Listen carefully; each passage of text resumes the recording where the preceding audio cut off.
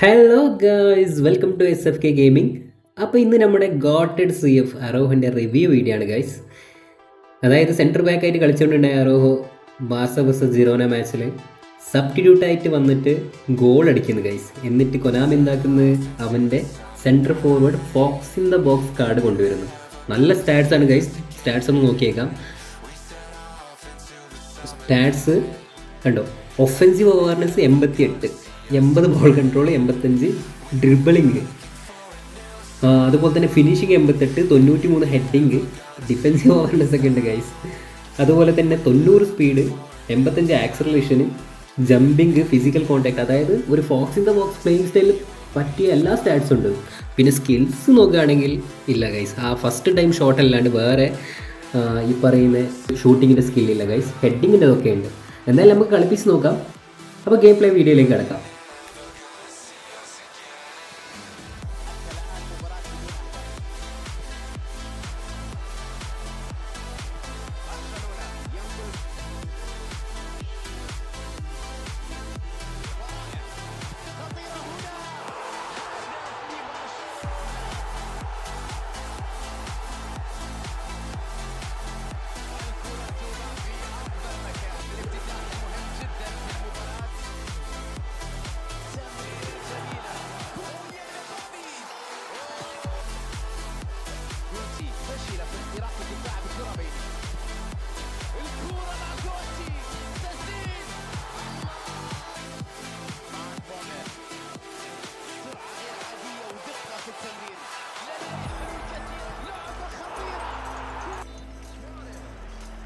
تزال النتيجة هي التعادل بعد 90 دقيقة من اللعب، والآن يبدأ الشوط الإضافي الأول.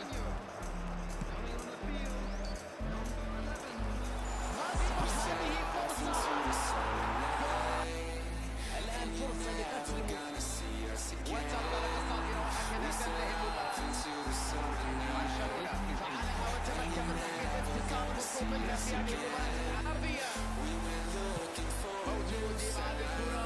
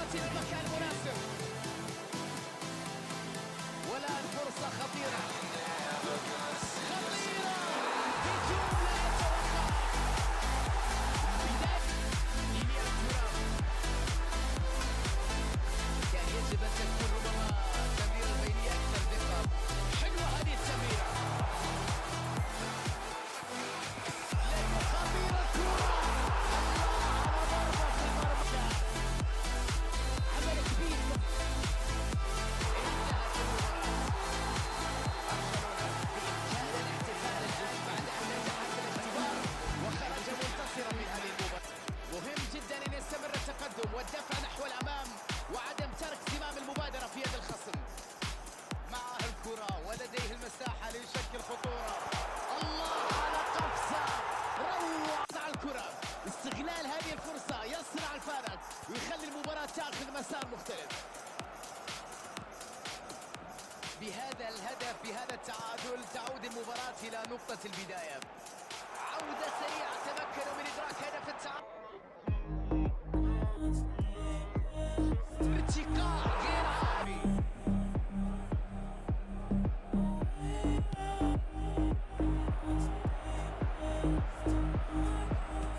الآن كرة طويلة لهجوم مرتد. انتهى المشوار هنا في بطولة الكأس. برشلونة فعلها. അപ്പോൾ ഗൈസ്, ഇന്നത്തെ വീഡിയോ ഇത്രയേ ഉള്ളൂ. അറോഹക്ക് ഞാൻ 10ൽ 7 റേറ്റിംഗ് കൊടുക്കുന്നുള്ളത്. എന്താ വെച്ചാൽ സ്കിൽസ് ഇല്ല ഗൈസ്. നല്ല സ്റ്റാറ്റ്സ് ഉണ്ട്, പക്ഷെ സ്കിൽസ് ഇല്ല, ഫിനിഷറിനുള്ള സ്കിൽസ് ഇല്ല. അതുകൊണ്ട് ഡിവിഷൻ ഹൈ റാങ്ക്ഡ് പ്ലെയേഴ്സ് ആയിട്ട് കളിക്കുമ്പോൾ അതിൻ്റെതായ കുറവുകൾ കാണാൻ പറ്റുന്നുണ്ട്. അപ്പോൾ എന്തായാലും ഈ വീഡിയോ ഇവിടെ വെച്ച് വൈൻഡ് അപ്പ് ചെയ്യാണ്. Bye bye.